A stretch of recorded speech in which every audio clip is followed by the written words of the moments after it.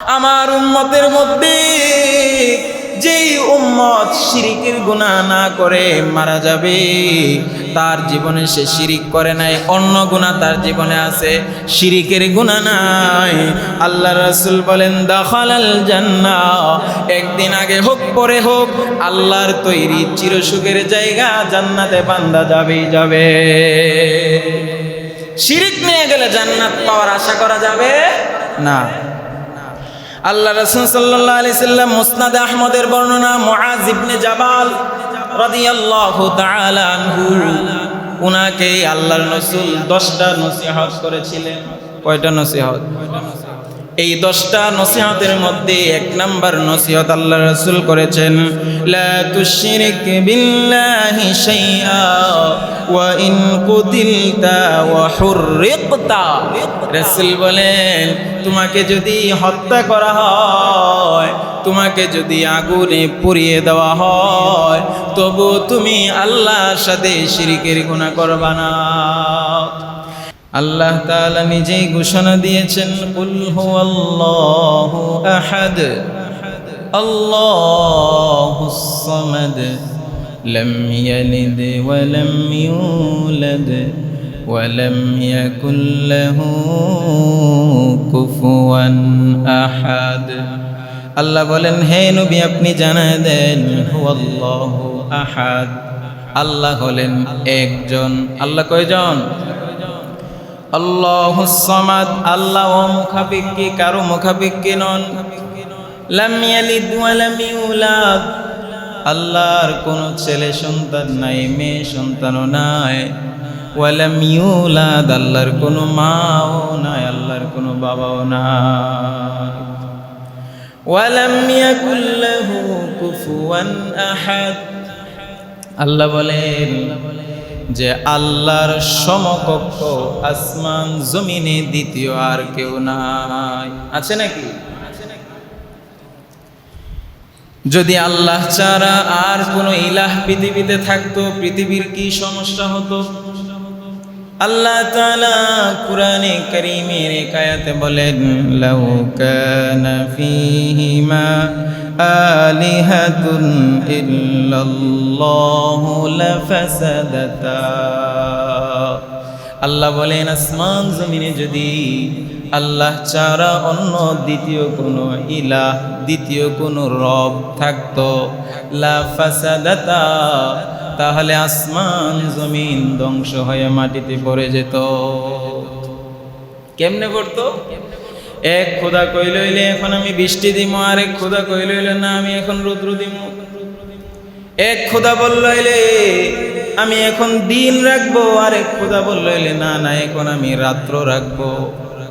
এক খোদা বলল হইলে আমি এখন সূর্য দিব, আরেক খোদা কইল হইলে না না আমি এখন চাঁদের আলো পৃথিবীতে দিব। সমস্যা হইতো কি হইতো না? এই জন্য আল্লাহ ঘোষণা দিয়েছেন আসমান জমিনের রব কতজন বলেন? একজন। আল্লাহ ছাড়া দ্বিতীয় কোন ইলাহ নাই। এখন ইহুদিরা 2 খোদা মানে, খ্রিস্টানরা 3 খোদা মানে, মূর্তি পূজারীরা বহু খোদা মানে, সবাই মুশরিক। সবাই কি মুশরিক? মুশরিকের ঠিকানা জাহান্নাম। এটা হলো শিরিক ফি জাত, আল্লাহর সত্তার সাথে শিরিক সাব্যস্ত করা। আরেকটা হলো শিরিক ফি সিফাত, আল্লাহর গুণাবলীর সাথে শরীকদার সাব্যস্ত করা। আল্লাহর কিছু আলাদা গুণ আছে, এটা অন্য কারো নাই, শুধু একমাত্র আল্লাহর জন্য। এই গুণগুলা কার জন্য? আল্লাহর জন্যই খাস, অন্য কারো জন্য এই গুণ প্রযোজ্য নয়। এমন কিছু গুণাবলী আছে, এই গুণাবলীর অংশীদার যদি আপনি অন্য কাউকে মনে করেন, তাহলে আপনি শিরিক ফি সিফাতের অন্তর্ভুক্ত হয়ে যাবেন। যেমন আপনাদেরকে উদাহরণ দিই। আল্লাহ তাআলা সূরাতুন নামলের 65 নম্বর আয়াতে বলেন, قل لا يعلم من في السماوات والأرض الغيب إلا الله। আল্লাহ বলেন আসমান জমিনের ভিতরে একমাত্র আল্লাহ ছাড়া গায়েবের এলেম আর কারো কাছে নাই। সুবহানাল্লাহ বলেন।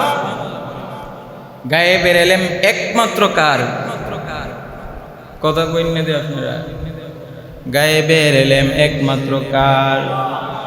এখন এটা যদি আপনি আল্লাহ ছাড়া অন্য কারোর সাথে আপনি লাগাই দেন, অন্য কাউকে মনে করেন যে উনিও গায়েব জানে, তাহলে এটা আল্লাহর গুণটাকে আপনি বান্দার সাথে সম্পৃক্ত করার কারণে আপনি শিরিক ফিস সিফাত করে আপনি বেঈমান হয়ে যাবেন। যেমন আল্লাহ তাআলা সূরাতুন নাজিআতের মধ্যে বলেন কিয়ামত কবে হবে। এটা একটা গায়েব, এটা অদৃশ্য একটা খবর। এটা কে জানেন? কে জানেন? আল্লাহ জানেন। আল্লাহ তাআলা সূরাতুন নাজিআতের মধ্যে বলেন ইয়াসআলুনাকা আনিস সাআতি আইয়ানা মুরসাহা ফীমা আনতা মিন যিকরাহা ইলা রাব্বিকা মুনতাহাহা। আল্লাহ তাআলা রাসূলকে জানাই দিতেছেন, হে রাসূল আমার, মক্কার কাফের মুশরিকরা আপনাকে কিয়ামত পর্যন্ত, কিয়ামত সম্পর্কে আপনাকে জিজ্ঞাসা করে কিয়ামত কবে সংঘটিত হবে, কিয়ামত কখন কায়েম হবে। হে নবী, আপনি কি বলবেন? আপনার কাছে তো আমি সংবাদ পৌঁছাই নাই। এই কিয়ামত কবে হবে এই সংবাদটা জানেন বলেন তো কে? আল্লাহ ছাড়া আর কেউ জানে না? নবী জানে? নবীজিও জানেন। এখন আপনি যদি কিয়ামত কবে হবে এটা একটা গায়েবের ইলম, এটা আল্লাহ পাক জানেন আর কেউ জানে না। এখন আপনি যদি মুহাম্মাদুর রাসূলুল্লাহ সাল্লাল্লাহু আলাইহি ওয়াসাল্লামের ব্যাপারে আপনি বলেন যে আল্লাহর নবীও গায়েব জানেন, নাউজুবিল্লাহ কোন, তাহলে আপনি শিরকুন ফিস সিফাত, আল্লাহর গুণাবলীর সাথে শিরিক করার গুনাহ করে ফেললেন। আল্লাহর রাসূল নিজেই বলেছেন, এক হাদিসের মধ্যে আছে, যে বা যারা বলবে রাসূল আমি নবী গায়েব জানি, সে মিথ্যুক, সে মিথ্যা কথা বলছে। কুল লা ইয়ালামু মান ফিস সামাওয়াতি ওয়াল আরদিল গায়বা ইল্লাল্লাহ। আল্লাহ ছাড়া আসমান জমিনের মধ্যে দ্বিতীয় আর কেউ গায়েবের ইলম জানে না। গায়েবের ইলম কে জানেন? একমাত্র আল্লাহ। এখন আপনি এইজন্য ইমামে আবু হানিফা রাহমাতুল্লাহি আলাইহি উনি আহলে সুন্নাত ওয়াল জামাতের আকীদা বিষয়ক একটি কিতাব লিখেছেন, ফিকহে আকবর। এই ফিকহে আকবরের একটা ব্যাখ্যা গ্রন্থ শরহে ফিকহে আকবর, ওই কিতাবের মধ্যে উল্লেখ আছে, যাকারাল হানাফিয়্যাতু তাসরিহান বিত-তাফকির বিই'তিকাদি আন্না আন-নাবিয়্য সাল্লাল্লাহু আলাইহি ওয়াসাল্লাম ইয়া'লামুল গায়বা লিমুআরাদাতি কওলিহি তাআলা কুল লা ইয়া'লামু মান ফিস সামাওয়াতি ওয়াল আরদিল গায়বা ইল্লাল্লাহ। ওই কিতাবের মধ্যে উল্লেখ আছে যে ইমাম আবু হানিফা রাহমাতুল্লাহি আলাইহি লিখেছেন যে কেউ যদি বলে যে নবী গায়েব জানেন, তাহলে সে কোরআন মানে নাই। সে কি মানে না? কোরআন মানে না। কোরআনে আল্লাহ বলছেন আল্লাহ ছাড়া দ্বিতীয় আর কেউ গায়েব জানে না। এখন যদি কেউ বলে যে নবী গায়েব জানে, তাহলে সে কোরআন মানছে? কোরআন মানে নাই। আর যেই লোকটা কোরআন মানে না সে আর মুসলমান থাকে না, সে মুশরিক হয়ে যায়। ঠিক কিনা বলেন? মুশরিক হয়ে যায়। এখন আমাদের সমাজের মধ্যে এক শ্রেণী আছে, মুসলমানরা এমনিই তো ঈমান আমল কত দুর্বল, ওই অবস্থায় এই সমস্ত বিষয়াদি সমাজের মধ্যে ছড়ায়া দিয়া একটা বিভ্রান্তি ছড়ায়া দিছে যে মানুষের মধ্যে একটা সন্দিহান সৃষ্টি হয়ে গেছে। জন্য যেই লোকটা কোরআন মানে না, এ তো মুসলমানই না। তো যে বেটা মুসলমান না এর আবার সুন্নি কিসের আর ওহাবি কিসের, ঠিক কিনা বলে? আগে মুসলমান হও, তারপরে তুমি সুন্নি না ওয়াহাবি এটা তুমি খাতায় নাম লিখো, ঠিক কিনা? কোরআনের আয়াত অস্বীকার করে আবার গো আমি অমুক না তমুক, এইটা না এইটা লয়া ঝগড়ার আগে আপনি মুসলমান কিনা সেটা আপনি আগে যাচাই করেন। কোরআনের আয়াত না মানার মাধ্যমে আপনি কোরআনকে অস্বীকার করলে, আর কোরআন অস্বীকার করলে কেউ আর মুসলমান থাকে না, সে জায়গায় মুশরিক হয়। আর মুশরিক অবস্থায় যদি কেউ মারা যায় তার ঠিকানা জান্নাত, তার ঠিকানা কি? জাহান্নাম। তাহলে এটা হলো গায়েব জানা, এটা একমাত্র কার গুণ বলেন? আল্লাহর গুণ।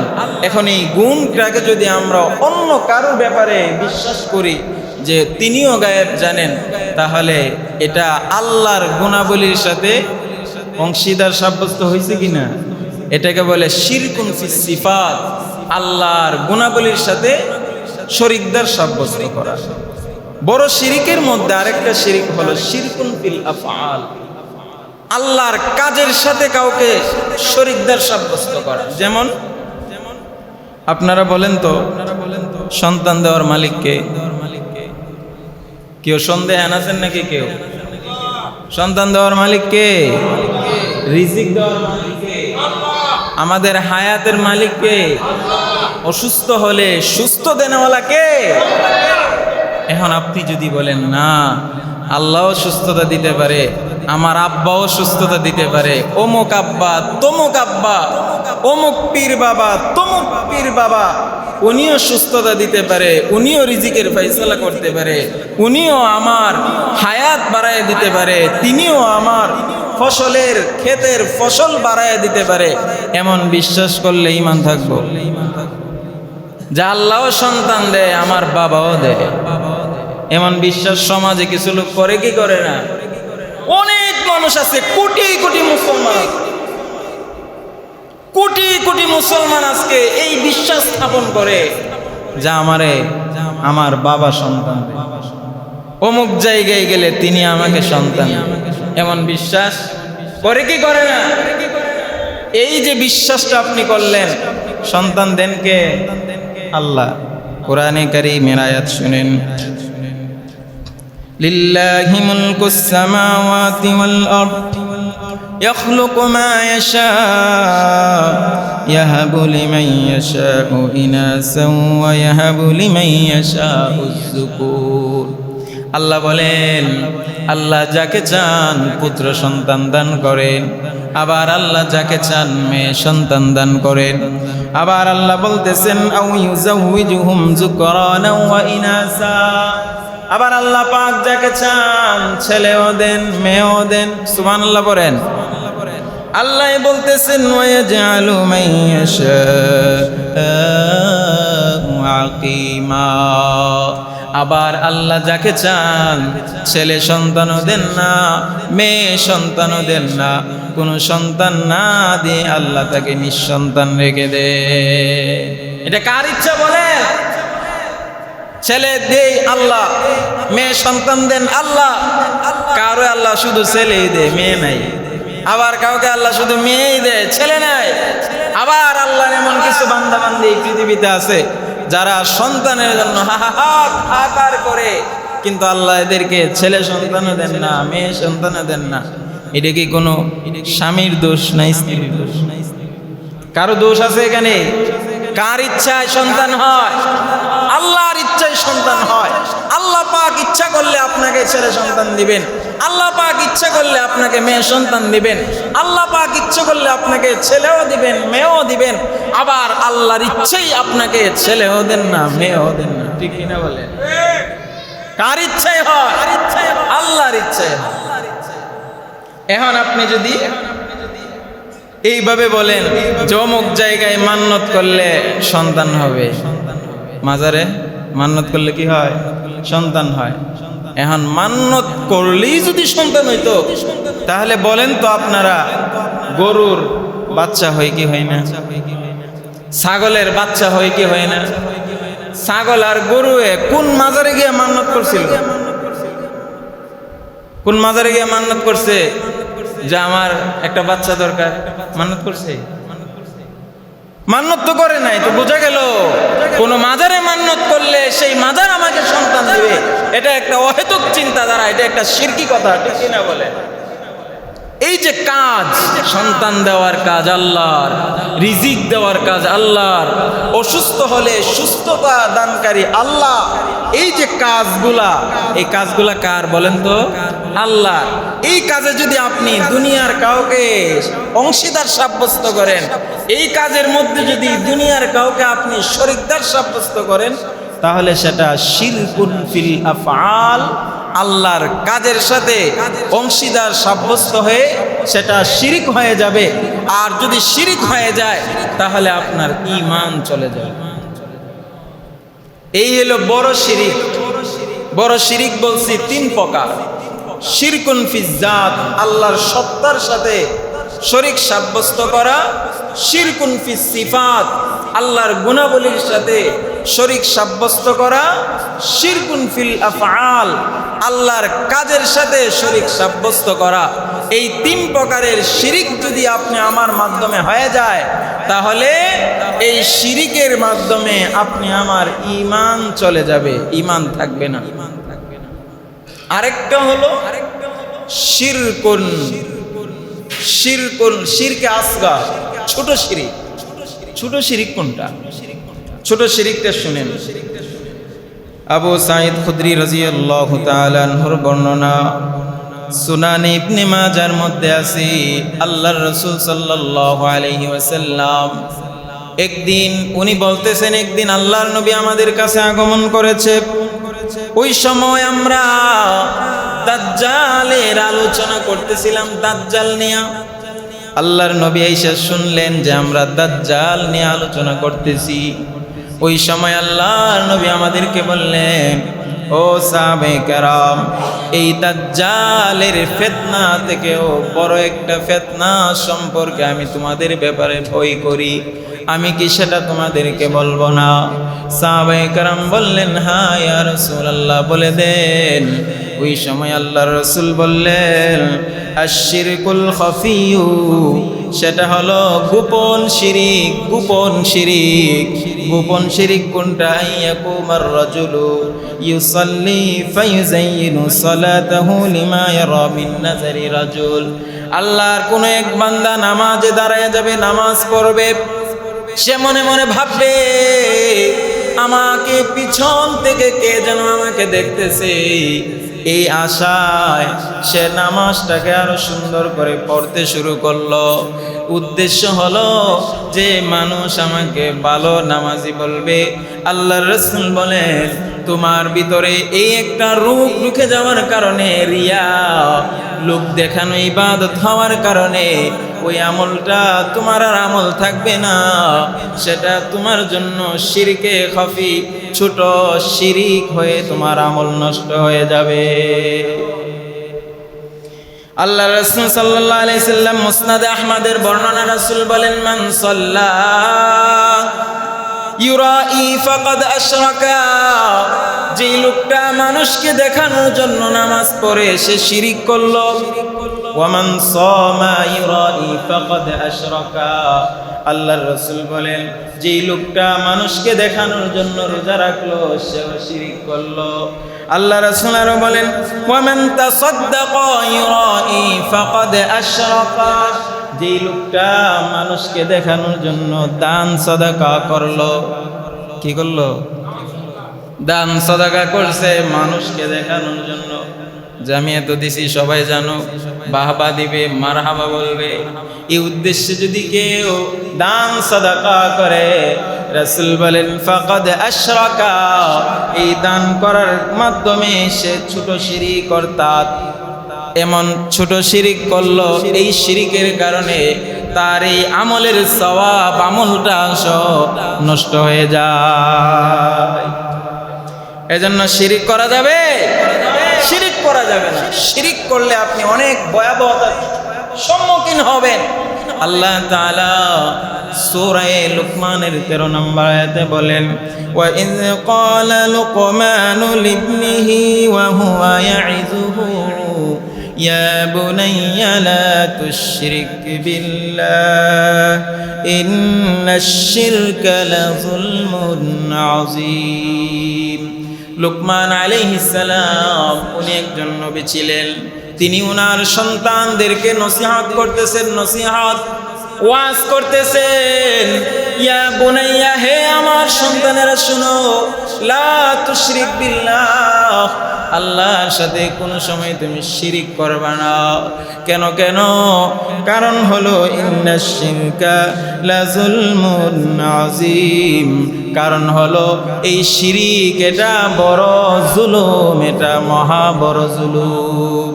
আল্লাহ তাআলা সূরা নিসার 48 নম্বর আয়াতে বলেন, ইন্নাল্লাহা লা ইয়াগফিরু আন ইউশরাকা বিহি ওয়া ইয়াগফিরু মা দুনা যালিকা লিমান ইয়াশা। আল্লাহ বলতেছেন, বান্দারে শিরকের গুনাহ যদি তুমি করে হাসরের ময়দানে ওঠো, সেখানে আমি আল্লাহ তোমার শিরকের গুনাহ মাফ করব না। শিরিক যদি না থাকে, ছোট ছোট গুনাহ যদি তোমার আমলনামার মধ্যে থাকে, ওয়াগফিরু মা দুনা যালিকা লিমান ইয়াশা, আল্লাহ যাকে চান তার ছোট ছোট গুনাহগুলো আল্লাহ মাফ করে দিবেন। শিরিক করলে সব আমল নষ্ট হয়ে যায়। বলেন তো, আল্লাহর পরে সবচেয়ে সম্মানিত কে? আমরা নবী। আল্লাহর পরে সবচেয়ে সম্মানিত কে? আমাদের নবী। আমাদের নবীকে আল্লাহ তাআলা কি বলতেছেন শুনেন। সূরা জুমার 65 নম্বর আয়াতে আল্লাহ বলেন, ওয়ালাকাদ উহিয়া ইলাইকা ওয়া ইলাল্লাযীনা মিন ক্বাবলিক লাইন আশরাকতা লায়াহবাতান্না আমালুকা ওয়া লাতাকুনান্না মিনাল খাসিরিন। আল্লাহ বলতেছেন, হে নবী, আপনার পূর্ববর্তী উম্মতদের কাছেও আমি এই ওহী পাঠিয়েছি, আপনার কাছেও এই ওহী পাঠাইলাম। কি ওহী পাঠাইছেন? আল্লাহ বলেন, লা ইন আশরাকতা, হে নবী, আপনি এত সম্মানিত হওয়ার পরেও আপনি নবী যদি শিরিকের মতো জঘন্যতম গুনাহ করে ফেলেন, লা ইয়াহবাতান্না আমালুকা, আপনার জীবনে যত আমলনামা জমা হয়েছে একটা শিরিক করার কারণে জীবনের সব আমলনামা নষ্ট হয়ে যাবে। শিরিক করলে জান্নাত হারাম হয়ে যায়। কি হারাম হয়ে যায়? শিরিক করলে জান্নাত শেষ, জীবনও পেতেন না। আমার কথা না, আল্লাহর কথা। সূরা মায়েদার 72 নম্বর আয়াতে আল্লাহ বলেন, ইন্নাহু মান ইউশরিক বিল্লাহি ফাকাদ হারামাল্লাহু আলাইহিল জান্নাতা ওয়া মাওয়াহুন নার। আল্লাহ বলতেছেন, আল্লাহর সাথে যদি কেউ শিরিকের মতো জঘন্যতম গুনাহ করে, শিরিক যদি কেউ করে ফেলে, ফাকাদ হারামাল্লাহু আলাইহিল জান্নাহ, আল্লাহ তার উপরে জান্নাত হারাম করে দেন, তার জন্য জান্নাত হারাম। ওয়া মাওয়াহুন নার, ওই লোকটার চিরস্থায়ী কষ্টের জায়গা হয়ে যাবে জাহান্নাম। শিরিক করলে জান্নাত হারাম, জাহান্নামে যেতে হবে। সোমবার আর বৃহস্পতিবার পুরা এক সপ্তাহের আমলনামা আল্লাহর কাছে জমা দেওয়া হয়। কোন দিনে? সোমবার আর বৃহস্পতিবার আল্লাহর কাছে আমলনামা যায়। আমলনামা আল্লাহ তাআলা আমলনামা দেখেন, দেখা আল্লাহ দেখেন বান্দার আমলনামায় শিরিকের গুনাহ আসেনি। যখন দেখেন শিরিকের গুনাহ নাই, আল্লাহ বলেন, যা যা বান্দা, তোর সব গুনাহ মাফ করে দিলাম। সুবহানাল্লাহ, জোরে বলেন। শিরিক ছাড়া মারা গেলে জান্নাতে যাবে, শিরিক নিয়ে মারা গেলে জাহান্নামে যাবে। আল্লাহ রাসূল এক হাদিসে বলেন, বুখারী শরীফের বর্ণনা, একজন ফেরেশতা আমার কাছে আগমন করেছে। আগমন কইরা আমাকে বাশশিরিনি, আমাকে সুসংবাদ দিছে। কি সুসংবাদ? মান মাতা মিন উম্মতি লা ইউশরিকু বিল্লাহি শাইআ, আমার উম্মতের মধ্যে যেই উম্মত শিরিকের গুনাহ না করে মারা যাবে, তার জীবনে সে শিরিক করে নাই, অন্য গুনাহ তার জীবনে আছে, শিরিকের গুনাহ নাই। আল্লাহ রাসূল বলেন দাখালাল জান্নাহ, একদিন আগে হোক পরে হোক আল্লাহর তৈরি চিরসুখের জায়গা জান্নাতে বান্দা যাবেই যাবে। শিরিক নিয়ে গেলে জান্নাত পাওয়ার আশা করা যাবে না। আল্লাহ রাসূল সাল্লাল্লাহু আলাইহি সাল্লাম মুসনাদ আহমদের বর্ণনা, মুআজ ইবনে জাবাল রাদিয়াল্লাহু তাআলা আনহু, উনাকে আল্লাহর রাসূল 10টা নসিহত করেছিলেন। কয়টা নসিহত?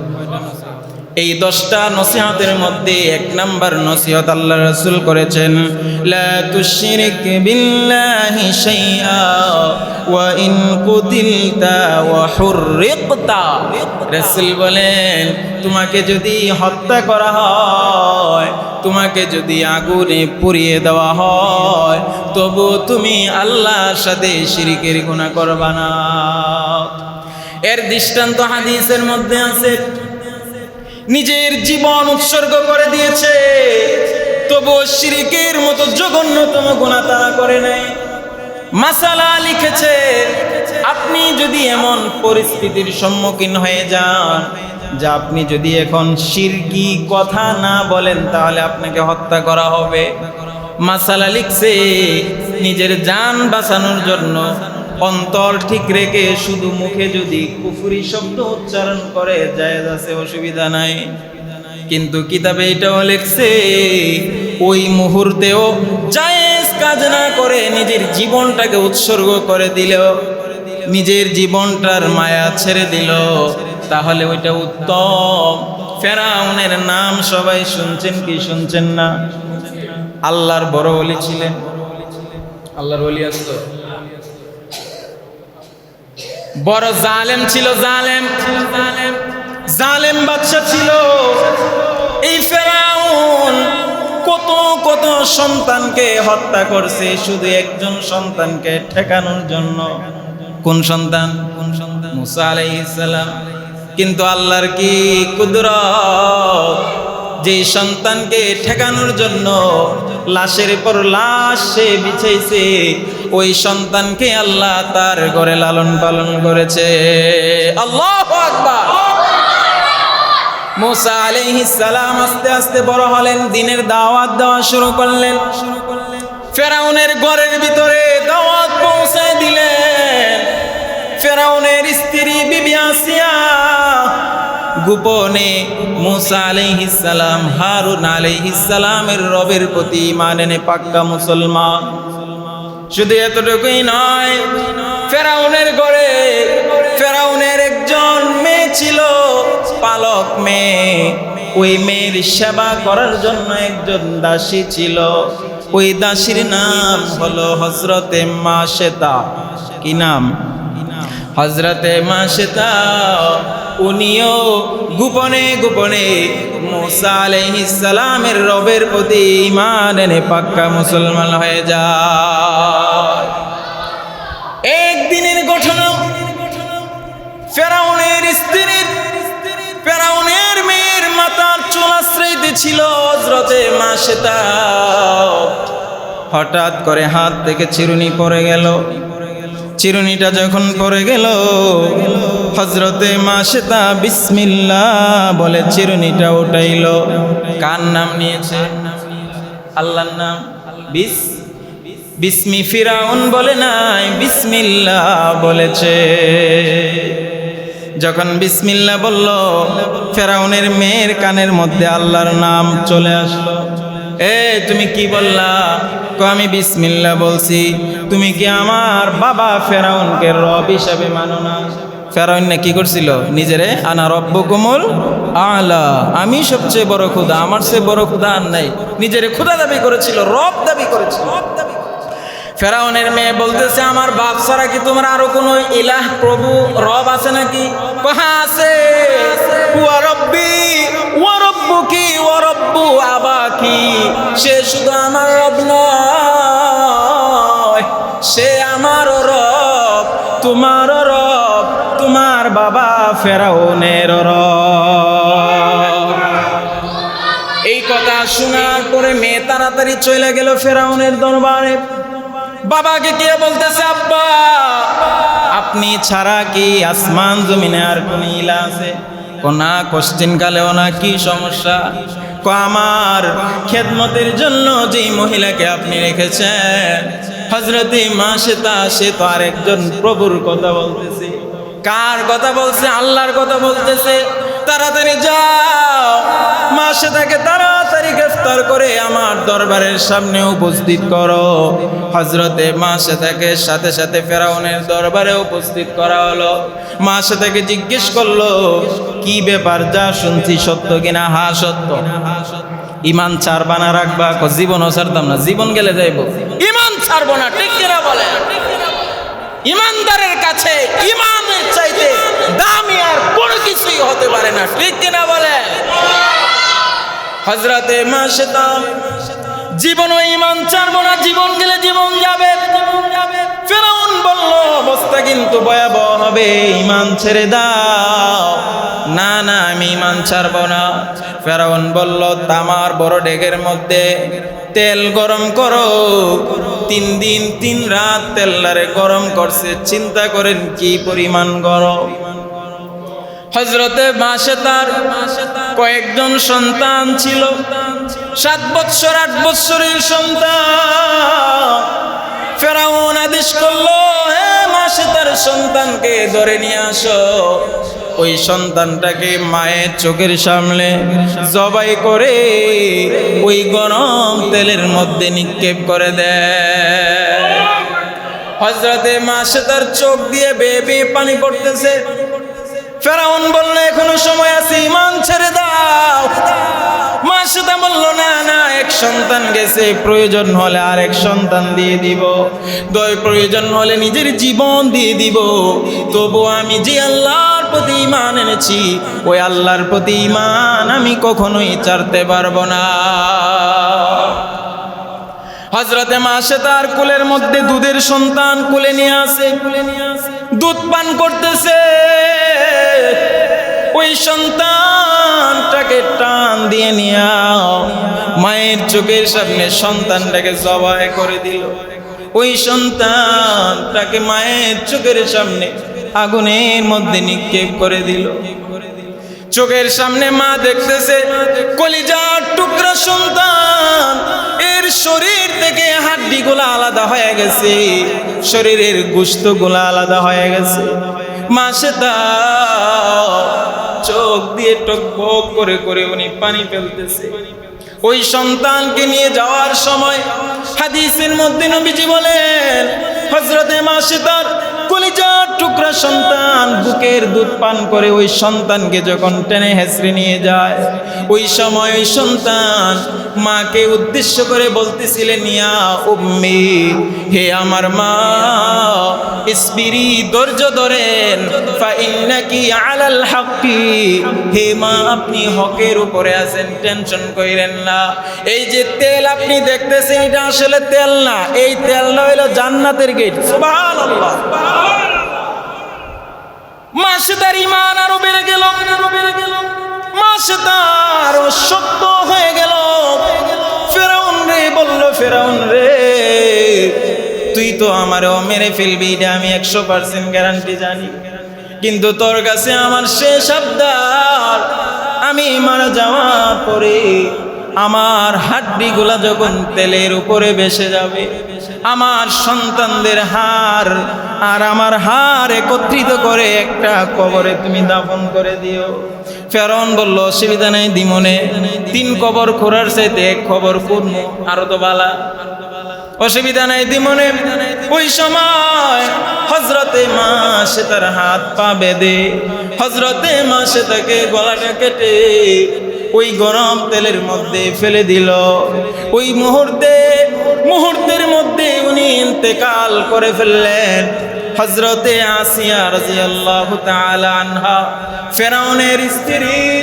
ফেরাউনের স্ত্রীর দরজার গেটের সামনে ফেরাউন দাঁড়ায় বলতেছে, এই বিবি, তুমি জানো নি মাশতা সন্তান সহ আমি তারে দুনিয়া থেকে বিদায় দিয়ে দিছি। হযরতে আসিয়া বলেন, সব আমি জানি, কোনো অসুবিধা নাই। কি জানো তুমি?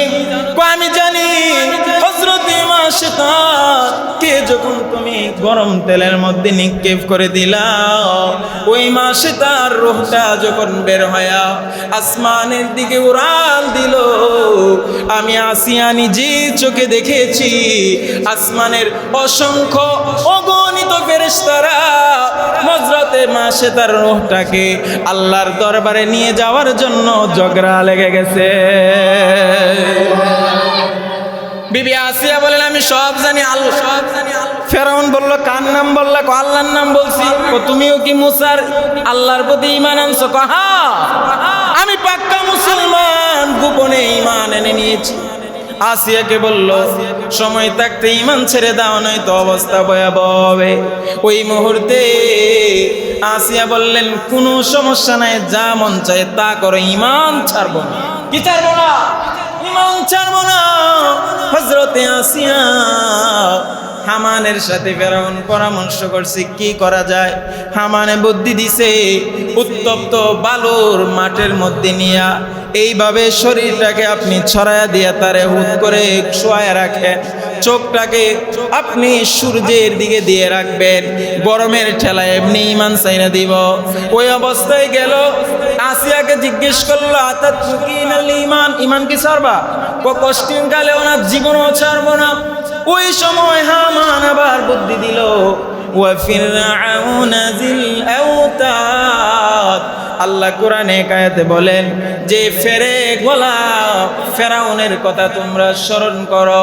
ওই মুহূর্তে হামান পরামর্শ দিল আপনার স্ত্রী আসিয়ার দুই হাতে দুই পায়ে আপনি ফেরেক মেরে দেন। ফেরেক মেরে দিলে যখন কষ্ট অনুভব হবে এমনিতে ঈমান ছেড়ে দিবে। কথা মতো দুই হাতে দুই পায়ে ফেরেক মারছে, আর নাড়াচাড়ার কোনো উপায় নাই। পেটের উপরে একটা পাথরের চাপা। ওই মুহূর্তে হামান আবার বুদ্ধি দিল, এক কাজ করেন, আপনি একটা লোহার করাত দিয়া ব্লেড দিয়া তার শরীরের চামড়া গুলা কেটে কেটে আলাদা করে দেন। আলাদা করে দিছে, চামড়া আলাদা, শরীরের মধ্যে গোশত থেকে রক্ত বেন জমিনের মধ্যে পড়তেছে। ওই মুহূর্তে বিবি আসিয়া আল্লাহর কাছে একটা দোয়া করেছিলেন, ও আল্লাহ রব্বিবনি লি ইনদাকা বাইতান ফিল জান্নাহ, আল্লাহ জান্নাতে আপনার কাছাকাছি আমার জন্য একটা ঘর আপনি বানায় দিয়েন। সুবহানাল্লাহ। ফেরাউন দেখতেছে আসিয়ার চোখ বেয়ে বেয়ে পানি পড়ে না, এখন হাসে। জিজ্ঞেস করলো আসিয়া হাসো কেন? বললে তো তুমি বিশ্বাস করতে না। কহ বিশ্বাস করবো, কি দেখতেছো? আসিয়া বলল আমি যা দেখতেছি সেটা হলো আমি আল্লাহর কাছে দোয়া করলাম, আল্লাহ আমার জন্য একটা জান্নাত আপনার কাছে বানায় দেন। আমি দেখলাম আল্লাহ তাআলা ফেরেশতাদের মাধ্যমে জান্নাতে আমার জন্য যে ঘরটা আল্লাহ বরাদ্দ রেখেছেন, ফেরেশতাদের মাধ্যমে ওই জান্নাত আমার চোখের সামনে লাইভ ধরেছে। আমি আসিয়া ওই দৃশ্য দেখতে দেখতে দেখার কারণে আমি হেসে দিয়েছি। ওই সময় বিবি আসিয়াকে বড় একটা পাথর তার উপরে মেরে দিয়ে ওনাকেও এই দুনিয়া থেকে ফেরাউন বিদায় দিয়ে দিল। বলেন তো হযরতে মাশিতা হযরতে আসিয়া জীবন শেষ হয়ে গেছে, তারপরেও কি ওনারা ঈমান ছাড়ছে? ঈমান ছাড়ছে? তা আপনি 10 টাকা 5 টাকার একটা চায়ের জন্য নির্বাচন আসলে কেমনে আপনি আমানতের খেয়ানত কইরা ঈমানদার ধ্বংস করেন? ঈমানদার ধ্বংস। আল্লাহ আমাদের সবাইকে পাকা পুক্ত শিরিক মুক্ত ঈমান, বেদাত মুক্ত আমল নিয়ে যেন আমরা জান্নাত পর্যন্ত যেতে পারি। আল্লাহ আমাদের সবাইকে তৌফিক দান করেন। সকলে বলে আমিন। ওয়া আখিরু দাওয়ানা আলহামদুলিল্লাহি রাব্বিল আলামিন।